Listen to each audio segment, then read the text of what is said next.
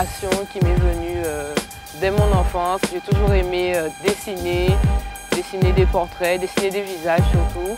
Tous les sables sont bons à prendre pour moi. Pouvoir de guérison ou puissance purificatrice, le sable, selon les légendes, renferme une dimension mystique. Chez les Tibétains, par exemple, le mandala, peinture éphémère faite de sable auquel sont ajoutées les substances sacrées, symbolise à la fois la beauté de l'univers et le palais divin où demeure notre esprit originel.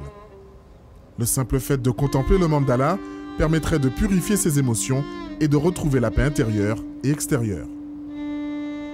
Franchement, les sables, je pourrais en parler pendant des heures parce que chaque sable, pour moi, chaque sable a sa particularité et a son avantage par rapport à un autre.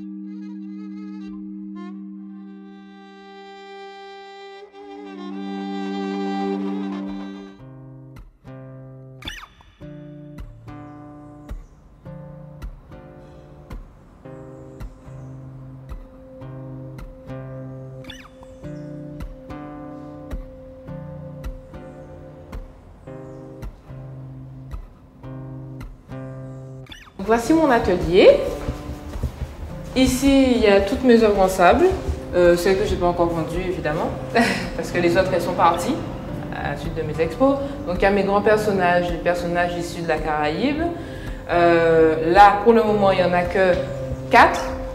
Donc ces 4 personnages-là, mais je compte en faire encore une quarantaine. À la base, en fait, moi, comment expliquer ça? Je suis plus attirée par les portraits, les visages. Pour moi, un visage raconte une histoire, à la base. C'est-à-dire que quand je dessinais, c'était beaucoup de portraits au crayon, à la peinture. Et donc, tout naturellement, quand j'ai testé le sable, une idée m'est venue, c'est pourquoi pas essayer de faire des portraits en sable. Donc j'ai essayé de faire des petits portraits. Au départ, mon tout premier tableau, c'était une doudou créole, je me rappelle.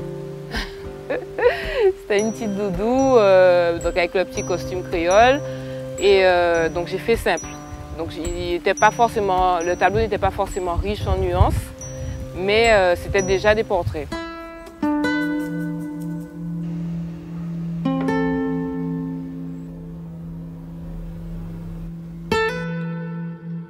J'ai commencé par le dessin, la peinture, mais que j'ai toujours fait en autodidacte.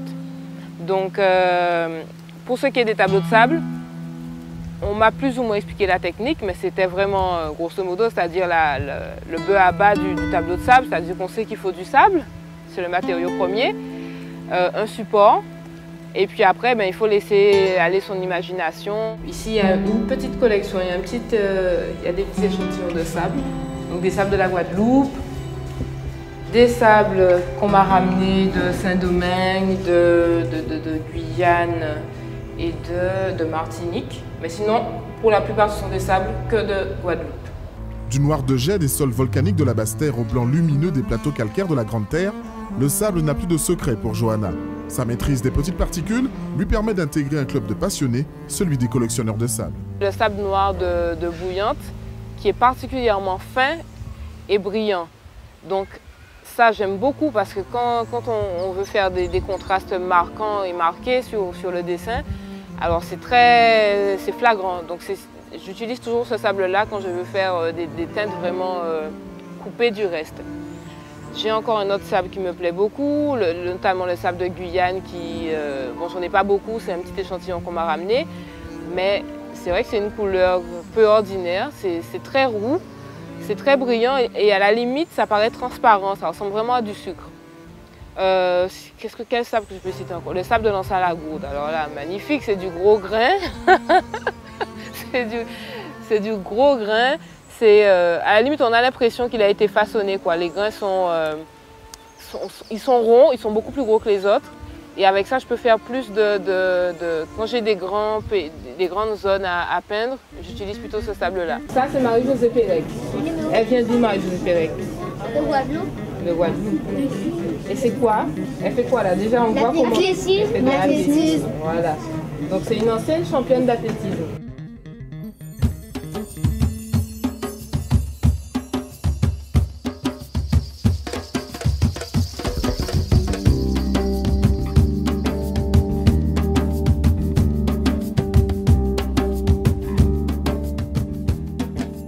Moi, je qualifierais mon travail comme, on va dire, de l'art militant, mais de façon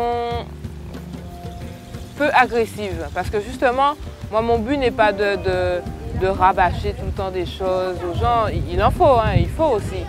Mais pour moi, l'art peut servir aussi à faire passer des messages, notamment, soyons fiers de ce qu'on a. On a quand même eu des personnages issus de la Caraïbe qui ont fait des choses extraordinaires, que ce soit au niveau culturel, scientifique, politique.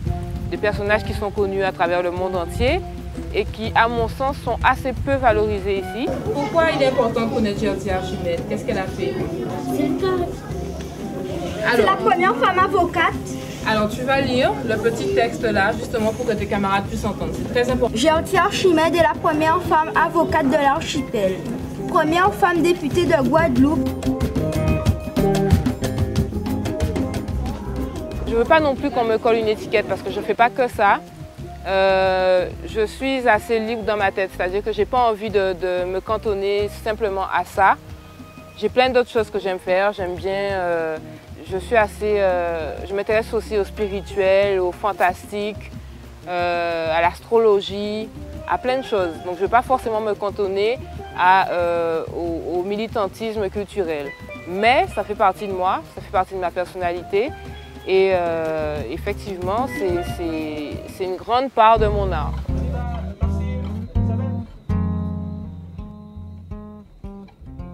De ce qui n'était au départ qu'une distraction, Johanna Durimel a fait de son art un mode de vie où détente, réflexion, prise de conscience, compréhension et partage se conjuguent avec authenticité.